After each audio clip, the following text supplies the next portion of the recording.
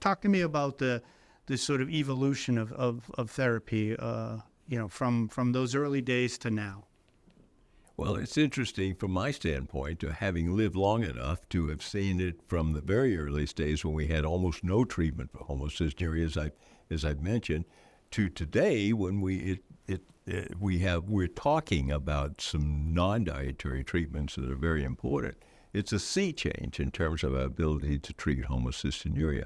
So it's evolved from the early days of the soy formulas to an elemental formula, which was based on the PKU elemental formula. It was just a simple matter in the PKU formula, the elemental formula, taking phenylalanine out and allowing everything else to be put in.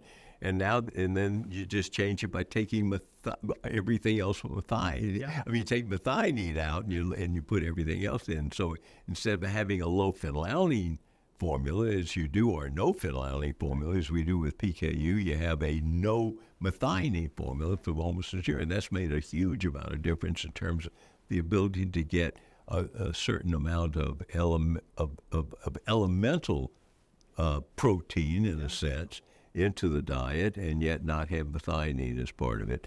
And that allows additional foods to be eaten in the low-protein form of the diet. Right.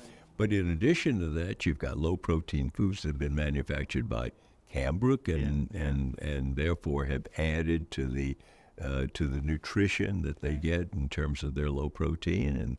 And now we're talking about non-dietary forms of treatment. Right. And of course, that gets us into things like enzyme replacement therapy, which is still in clinical trial. It's called pegtibatinase, which looks promising, and we hope it will be promising in terms of reducing the amount of homocysteine.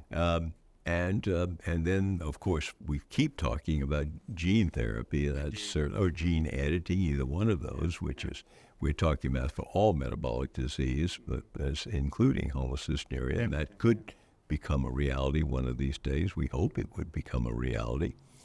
So there's some very exciting things on the horizon for treatment of homocystinuria.